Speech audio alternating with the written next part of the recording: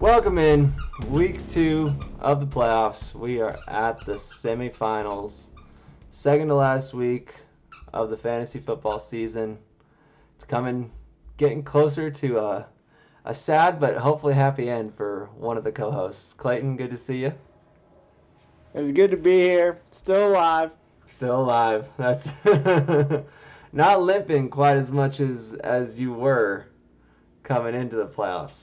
I think you're actually going to be pretty happy when we start going over everything that went on this week for you.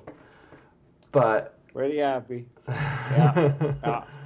We are first going to have to talk about something much, much sadder than what happened to you. And it's what happened to me and my Chiefs and my fantasy team. And it's been rough kind of all year for the Chiefs, and it's been kind of stymied by how well my fantasy team was doing. And in my league, I've also got a bye, so I'm automatically in the semi of both of those. And I still can't find much happiness in football right now, I'm not going to lie. Because this dude right here tore his ACL and LCL, and man, that one hurt. Both of my favorite players. I mean, I told you earlier on that I think Scottaboo was my second favorite player in the league. And he went down with a much more devastating injury. At least what looked like a much more devastating injury. Especially for a running back. But then to top it off, a bad season where the Chiefs were already going to miss the playoffs with my number one favorite player getting hurt. The guy who's jersey I wear every Sunday. Which was a wonderful gift from Clayton a few years ago. That I've watched win my team 3 Super Bowls to tear his ACL and end up risking a little bit of next year was about as poorly as the real football season could have ended. Yeah, it's tough. I mean, he did have surgery right away, which is a good sign. They're saying 9 to 12 months. Rehab is going to be his full-time job for the next, 9 to 12 months, which helps. I mean, Hannah is dealing with an ACL injury right now, and she's approaching.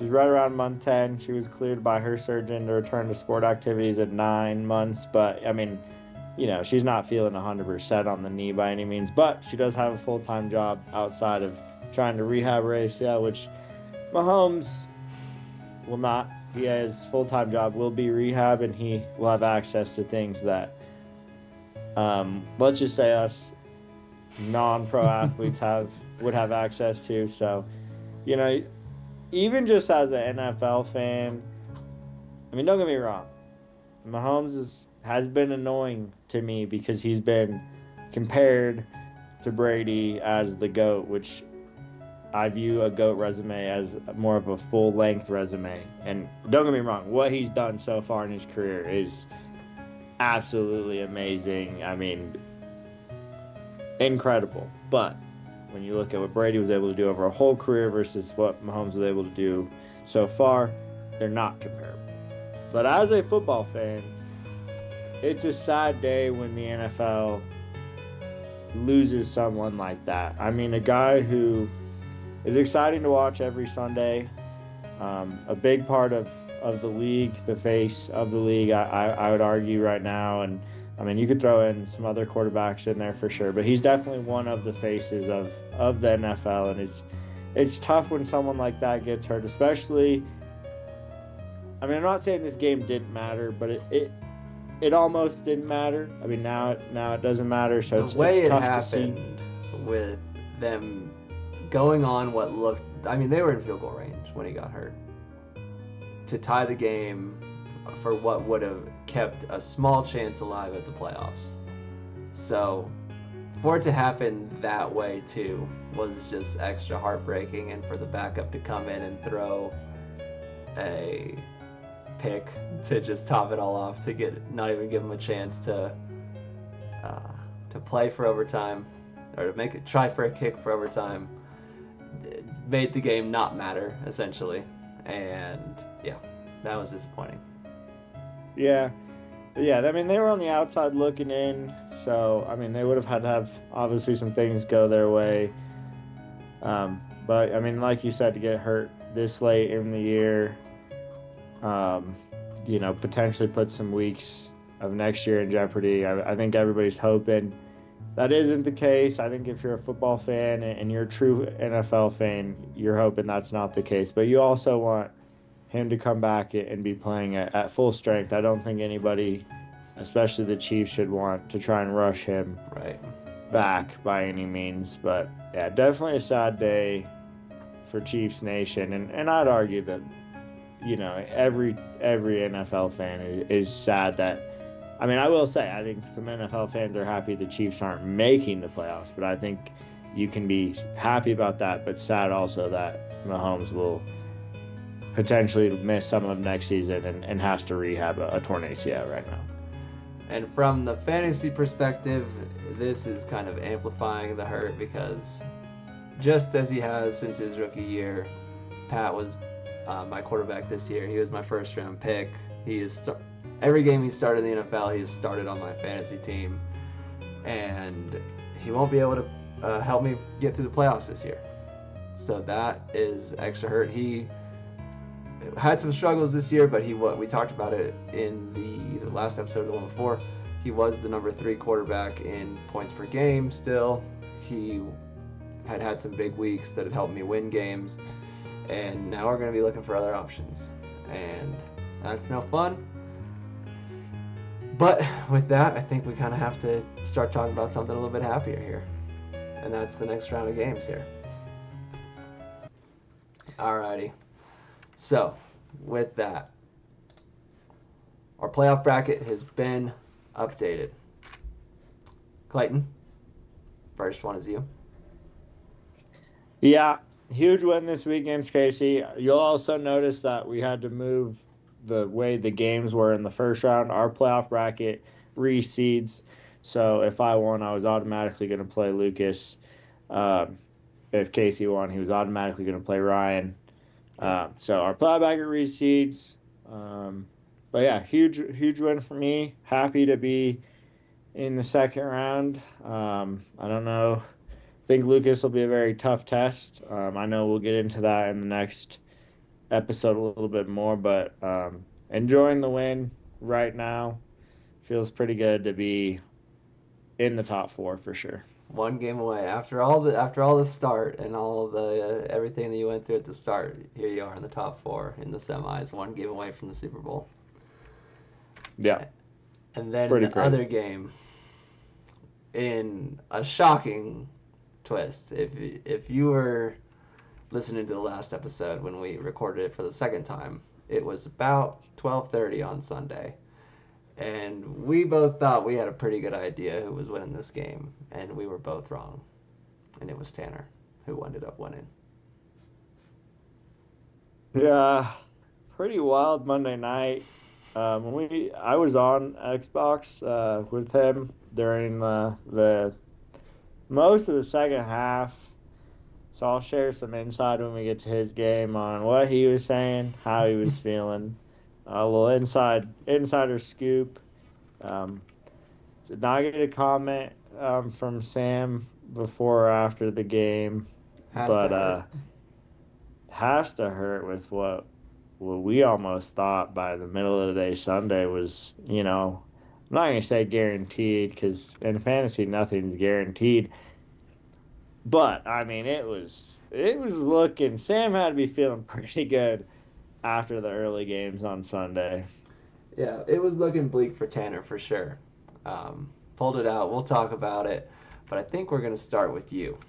So, yeah, I'm going to let you take it. Yeah, it was a huge week. My game wasn't as close. I will say, though, I was feeling really good. Like halfway through the early games, and I gotta admit, Travis Etienne made me scared. Jamar Chase towards the end of his game made me a little worried. I mean, I think I had an 80% chance to win, and then it dropped all the way down to 57% it was 50, chance. I mean, 50, close hats for a off. while. I don't have a hat on right now like I usually do, but hats off to Casey, put up a big fight. He's been struggling kind of coming down the stretch, but to put up 149 and lose is just brutal. I mean, Especially he when you got see it the other right with game. quarterback. ETN's a stud, a guy he traded for. Big week for him. Jamar Chase, big week. I mean, Devontae Adams, a little hamstring injury, which was unfortunate. I don't know if it would really make up the difference that you see here. Fannin contributing with 9 points. Really not a bad ad there. I mean, Dowdle was a wonderful ad for Casey throughout the whole year. He's been solid for Casey, and I'd argue 11 points out of your flex is a solid play, especially the way our league's set up. Jags D, that's something he picked up this week too, got him 12. I mean, it sucks because I really don't think Casey did anything wrong. He outscored the other game that you'll see shortly, No. but I mean, Couldn't I keep put up up. 171. Casey ran into a buzzsaw, baby. Drake May started off hot, didn't finish hot. As a Patriots fan, it was a tough game to watch, but 20 points, I'll take it. Chase Brown, 13 points, I'll take it. Judkins with only 5. He might see the bench this week, but, that's okay. Lamb with 13. Amon-Ra St. Brown. He's week. not quite the MVP of this performance, but I'd argue he's the MVP for me this week because I was getting nervous, and he kind of threw the dagger a couple times to put Casey away and to calm my nerves so I could have a relaxing Sunday night and Sunday afternoon. Because if he would have only put up 15. Then I'm sweating on CeeDee Lamb, and I was busy that night too. I had things going on, so it was nice to know that Amon-Ra had my back, and he's an absolute just dog, is stud, 35 points. George Kittle with 18, kind of. Obviously helping Casey, Brock Purdy there, but 18, absolute stud. I'm actually gonna go to the defense real quick here. Eagles with 19 points. I mean, what an ad. I think I had them a couple of weeks ago purely for that matchup. Just great foresight thinking from me. And again, kicker inside. We had Mevis inside a controlled dome environment. 12 points. I don't think he missed a kick either. But on to the MVP was my boy, Travion Henderson. A guy who, until week 9, struggled. Was not getting much love. From me, from Mike Vrabel, from Patriots Nation. I'm not saying like we were down on him. We were slightly critical of his pass protection, and we were kind of questioning why he wasn't getting the ball, but we weren't, I wouldn't say we were hyping him up. But now, Patriots Nation loves him, and so does the odds makers in Vegas. He currently is the head runner right now to win Offensive Rookie of the Year, and he didn't start a game until week 9. Still on pace for 1,200 total scrimmage yards and like double-digit tutties. I mean, he's a stud. Had another 30-point bomb for me. He's had a couple of those this year, and MVP of the week. I look at those numbers, and from top to bottom, I mean, I know Judkins had 5, but from top to bottom, could not have asked for a better week for my team. And definitely not limping anymore. We are in full stride. I think Lucas was excited. He was going to not be playing me. He was going to be playing Tanner. He kind of made it sound like that in the group chat. Little did he know that's not how the league works, and he's going to have to play me. And I don't think he was quite as excited anymore. Yeah, anytime you put up 150 and lose, that is just a heartbreaking day. And when it happens in the playoffs, that makes it twice as bad. At least in the regular season, Casey could have counted on 1 win, but once we get down to this, there's no points, there's no saving grace from scoring a lot if you don't outscore your opponent. And you went through most of his players there who put up big games for him. Even with Devontae getting hurt, yeah, like you said, that's not making up a 22-point difference. He just did everything he could and really had no chance still, because this is one of the better playoff weeks I've seen from anyone in our league.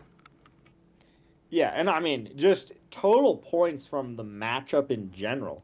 I remember one year in the Super Bowl, I was putting up, maybe it was the Super Bowl the round before.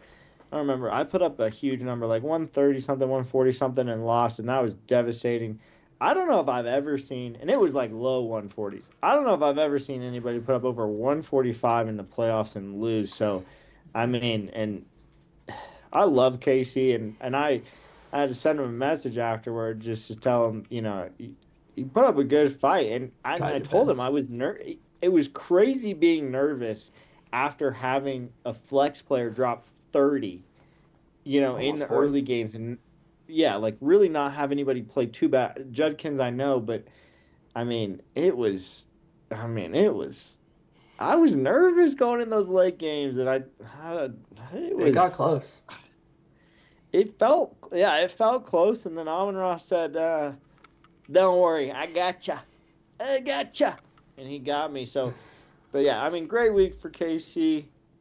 Sucks to see, especially I think he put up the second most points overall for the week. I know there's toilet bowl games that don't matter, bye weeks don't matter. I mean, whatever, but I mean, that is tough, and um, I mean, that's tough. Yeah, made all the right calls. Be a good motivator going into next season for him. So maybe he can find a little solace there.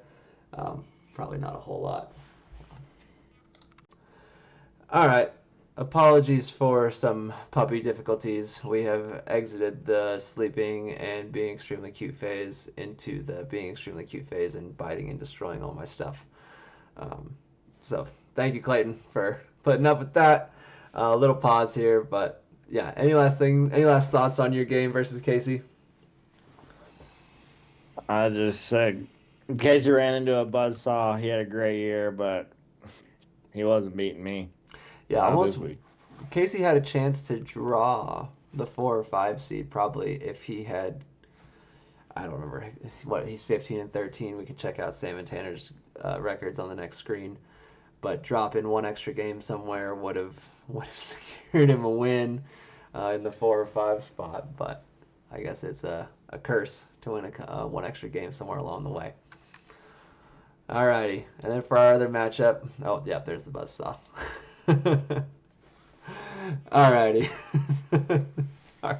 Like I said, it's been a little bit of a long night for me. So going on to Sam and Tanner, our 4 and 5 matchup, a 1 point game in the playoffs for a spot in the semis, and Tanner pulls it out by one.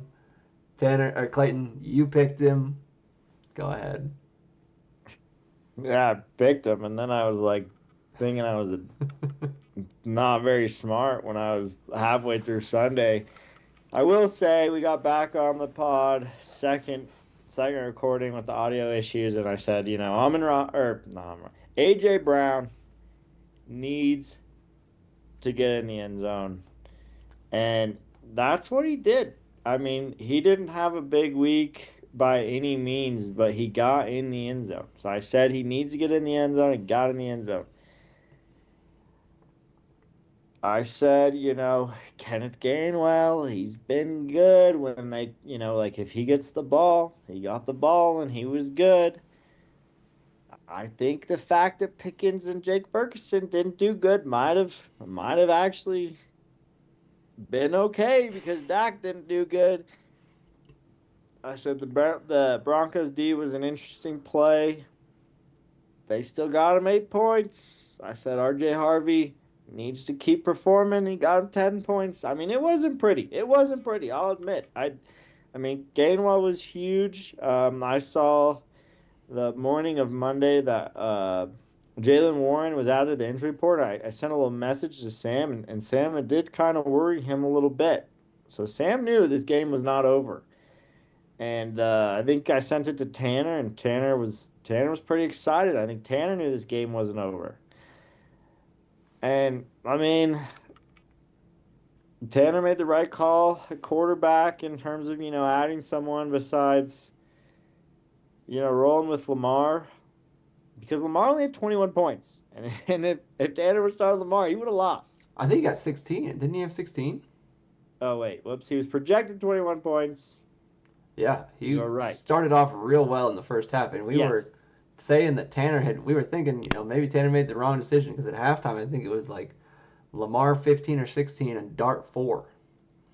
And then Dart Yeah. turned it on and got some, I guess probably call it garbage time points, but fantasy points nonetheless. Yeah. I mean, and like I said, he made the right decision. I was reading the wrong thing, but you are right. Lamar only had 16, so that's a loss. Jordan Love, the other quarterback on Tanner's roster. Granted, we knew Tanner was not going to play Jordan Love against Broncos defense. Only had 14 points. So he made the right call there. He sat Ladd down for Kenneth Gainwell. Huge decision there. Got that one right. Um, That's one of his I don't earlier know if he picks was too. I ever. think that was his fourth round pick probably this year. Yeah, I mean, a yeah. guy he drafted High, pretty high. early. Yep, yep. You're right. High pick. He did not do anything against Philly the week before, so maybe it makes it a little bit easier. Obviously, he hasn't had quite the season I think Tanner was hoping he'd have when he drafted him, but made some good decisions with quarterback and flex, and that was the difference. And I hate to say it, he was the defending champ last year for a reason, and it's savvy moves like that is keeping him alive right now. Um, I'll let you talk about Sam's team, and then I'll get into more what Tanner was kind of saying throughout that game. Yeah, I mean, talk about by the skin of his teeth. And for every 1 point win, there's a 1 point loss where you have to just sit up and beat yourself up a little bit over all the missed opportunities. And I want to go through a couple of those that were for Sam. So you start off with Dak Prescott, 294 yards. 6 more yards is one more for the yards for us, and you also get a bonus point from getting a 300-yard game. There's a win. Devon A. I didn't even Chan. notice that. Didn't even notice that. Devon A. Chan 60 yards exactly, but one more catch out of A. Chan. Boom. There's a tie. And I believe with our rules, Sam would have won the tiebreaker. I think because our rule is top scorer in the lineup, number one would have been 23 for both of them, and then Sam would have had the second highest, and that's what I would have argued for as our second tiebreaker. I'm honestly glad they didn't tie. Because there would have I been a mean, fight in the group chat. I don't know what we next year. There's already discussion. We'll move to a decimal type system, but we do need to hammer some of this stuff out because I gotta admit, I think I was more nervous about a tie than anything else because I was like, well, if they tie, they have the tie again, like they have the Yeah. tie for the point in the starting lineup, and I was like, I don't know, we're gonna have to flip a coin or some crap because Yeah. it's just I didn't know what we were gonna do. So I'm glad it wasn't a tie, but we'll have to tighten our league up a little bit and make sure. I did not think I'd have to worry about that ever. Right. Yeah, it was. Yeah, I was watching it because a tie was very, very possible with the way the last drive was going, which I think you'll talk about. So I won't steal it there. Um, a missed kick from Jake Bates from I don't know exactly how long it was, but between 40 and 49 yards. Not a super long kick. That's a kick that he should probably make. There's a 7 points, 6 point swing, and Sam wins not easily, but with a little bit of breathing room. And then the one that has to hurt the most, in my opinion, the defense, the Steelers' defense. 2 point conversion. First a touchdown with about 2 minutes left to get them to 13 points, and our league goes in 6 point windows essentially to give you points. So 1 to 6 is a certain, or 0 is a certain amount, 1 to 6 is an amount, 7 to 13 is an amount. So Sam lost a couple points when they went from 7 to 13 on that touchdown. They go for 2, and they get it. And it loses Sam another 2 points. And that's your game. And then you're out. And you're hoping Devon A. Chan gets a couple extra catches on the last drive, and I'm going to pass it back to you because I think that's what you heard about. Okay, I'm gonna start slightly before the last drive, but I'm on the Xbox with Tanner. I got him in my ear. We're watching the game, and Jonnu Smith gets a rushing touchdown, and Tanner freaks out. He goes, "Who's 81?" Like, why is he in the backfield? I was like, bro, that's the GOAT, Jonnu Smith. And he was like, what is he doing in the backfield? So that was one, right? Because Gainwell at that point was doing just as good as Yeah. Warren and getting touches, but Jonnu Smith gets a rushing touchdown. Renowned From the for running rushing. To back be position. fair, probably has the most rushing touchdowns as a tight end, maybe in league history. I remember he used to run him in for Tennessee, maybe New England when he was there. So not unheard of that he's No, had no, some no, no, rushing definitely not touchdowns. unheard of. Definitely not unheard of. But when you're a fantasy owner of a running back and a Yeah. tight end is scoring rushing touchdowns in single back from like 20 yards out or some crap, maybe it was 15, I don't remember. I mean, that's gotta hurt. Like, it's not like on you're punching it in on the one. To Like, be it fair, was like yeah, a the ones I 15 remember, he yard. was on the goal line. Oh, okay. The one I remember, he was further back. Okay. So shoot, maybe he had two. I No, no, don't no. know. I mean, but when he was on other team, I didn't watch much of the game. Oh yeah, Myself. yeah, yeah. When he was on other teams, it was It like, was yeah, like tight end sweep like from he the was the one. one. No, Yeah. Steelers had him lined up. It was like the 15-yard line. He takes like a stretch play, like I missed untouched. that one. Yeah, crazy, crazy. Okay, so then Tanner is almost rooting. He doesn't know what he's rooting for because like sometimes you're kind of rooting for the defense that you're playing against to have be on the field because they could lose points.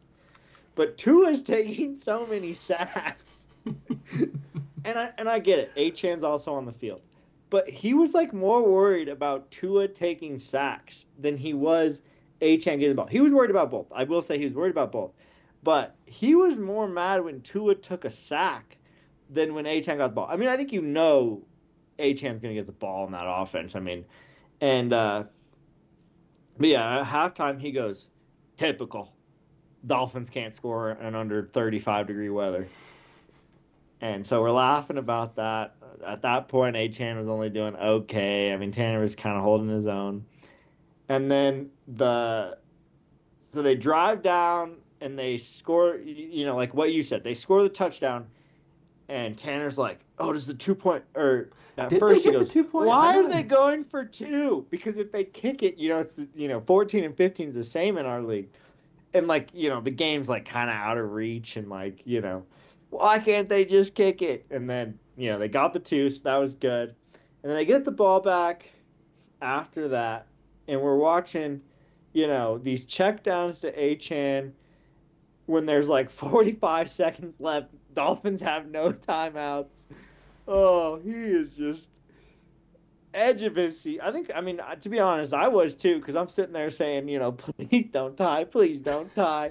Um, and then there was another sack. I don't remember when it was, but Tua literally he's like running outside the pocket, and instead of throwing the ball out of bounds, he slides, and so that's a sack and that's a point. And Tanner basically was asking for Tua to be deported throughout the whole fourth quarter of the football game, and it was comical. It was On fun. brand.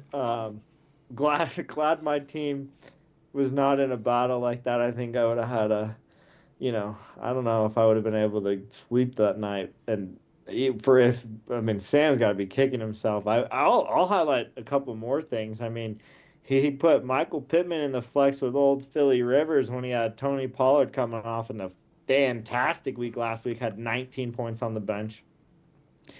Ricky Pearsall, 10 points on the bench, could have easily been in the flex. Even Aaron Jones, a guy we've seen Sam start. I know he's playing Dallas. That might have been why I didn't start him. 7 points. I mean, Just enough. tough to play a guy when the guy coming to throw the ball to him hasn't played a snap in 5 years. That I'd be kicking myself right now if you have 3 players on your bench that could have been in that spot to outscore him. So that's tough. I mean, I don't really blame him for for starting Dak over Jared Goff. Jared Goff outscored Dak by quite a bit, but Dak's been pretty solid all year, and he's kind of his guy too. So I'm not Yeah. gonna touch on that one too much. But the Michael Pittman play with old man Philip Rivers throwing him the football when Tony Pollard. I mean, bro, did you see what he did last week? To Cleveland's defense, 25 rushes for 160 and 2 touchdowns. I mean, And that's a guy that Sam traded for, a guy that Sam loves. it's Ever tough. since his time in Dallas, that one hurts. I'm also looking to score 28-15 in that Miami game. They must not have gotten a 2-point conversion. I must be wrong about that. So, I think they had 3, and then they got 12 after that, so they must have just gotten 2 touchdowns. But either way, that last one propelled them into that next bracket up, and it was a very, very late score that got Yeah, them and there. I mean, from Tanner's point of view, he's rooting for the Dolphins offense to do good, but not to go to Achan was Their just, best I player. mean, that was hilarious. I mean, you're just sitting there. Tanner's like, they get a completion. He's like, yes. And then they get another completion, but it was to Achan. No. So funny. It's funny what you turn into as a fantasy football fan. It's confusing to people who don't play. They can't tell what you're trying to cheer for, and if you factor in sometimes when they're one of your players on your team is playing against your real life team, it gets even funnier. It's like, oh man, I want them to maybe score a touchdown, but only when they're down by 25 points. I don't know. Turns into some funny scenarios, but yeah, congratulations to Tanner. He gets to survive for one more week. Unfortunately, his season is going to come to an end in about 7 days from now, 6 days from when you guys are hearing this. But it was a good run while it lasted. I will say, he did kind of after the game, he was looking at your roster, and without Patrick Mahomes, I think he was feeling pretty good about himself. I mean, I don't know how he feels right now. I mean, obviously he was coming off a win, so I think you usually feel pretty good coming off of a win, but he was looking at your roster, he was looking at Travis Kelce and looking at Mahomes not being on there, and he's feeling pretty confident. So I'm I'm sure he excited. was. It's a matchup I was rooting for. It was a matchup Casey was rooting for as well. I was able to talk to him yesterday, and we were both kind of rooting for the Ryan versus Tanner matchup. And then me and Tanner are. I mean, I'm rooting for myself to make the Super Bowl, and then Tanner's rooting for himself to make the Super Bowl. But we said that could be a Super Bowl rematch of last year, so that would be That's true. interesting. And we also said if I make it and you make it, it's the The two hosts. co-hosts. The year the pod comes back, and then I don't think Lucas has ever won it, so it'd be cool. I mean, I'm obviously playing against him, so I don't want him to win, but I don't think he's ever won it, so it'd be cool for him too. So, um, there's lots of good storylines still, which I know we'll touch on in the next episode. But what a week! What a Couple week! of big matchups. What a week is right, and yeah, just that close, just that close. And what else is close? And very, very close now is the picks. And with 3 games left and a 2-game difference, I mean, there's a chance. There's a chance. This week is, I mean, there's a chance that we go different on both picks this week and go into the Super Bowl tied. And what also could happen is we go into the Super Bowl tied and it's me versus you. I mean, you couldn't write the script any better if we tried. I will say the problem with going into the Super Bowl tied is I probably have to pick Tanner. Yep. Because I'll And tell you if right now, we I'm picking both make the myself. Super Bowl, then I would be down there. So I don't know. I was looking at this earlier, and we'll spend some time on the picks because it's actually close enough to talk about. And I was thinking about it, and I was like, okay, so Ryan's gonna turn his picks in before me. do I go one and like I always have to have one different, you know, like I Right. obviously have to Have have to have at one least one. different to make up at least one game. But do I just automatically like pick the other two and like give myself a chance, or do I like then wait and then what if we tie? Like What an anticlimactic way for it to end. Sam so, really let me down on that one. I could have put it away before the semifinals and not had to worry about it, and that one really let me down here. but I do think I mean the picks are definitely interesting. I don't know how many people are paying attention, but they should. I mean, it's a you know, if I win, the boys in Albuquerque get to see Chill for a weekend, and if he wins, then they don't. So I think they should, you know, Casey should be rooting for me in this pick'em. Sam should be rooting for me in the pick'em. Um, but I don't know. I mean, also I don't know. Maybe you know, maybe I take Casey with me to Idaho. I who knows? I mean, maybe you There we know. go. We just make a whole trip out of it. I will say like we did the bachelor party one of the first week of the football season, and like we said, we don't know what week we'll have to make this happen. I got some weddings, and you know that's a year away. We're busy people, but we will make one week happen. Um, and it's just fun. It's fun. I mean, we grew up watching football on Sundays together, and you know we still. I mean, I think half the season this year we were on. You know, talking to each other on FaceTime or Xbox on Right. Sundays, and you know, obviously we have the bachelor party where we were together. So it's just fun. It's something I'm looking forward to, whether I'm going to Idaho or you're coming out here. And I'm glad I made it worth paying attention to, at least with 2 weeks left in the season, because it was looking like it was going to be about over before the playoffs even happened, and that would have been sad. A strong push, yeah, out of you. So respect. We'll try to close it out this week and stop making it so interesting. But I will have to say, if somehow we manage to have the championship week decided this thing, would be pretty poetic.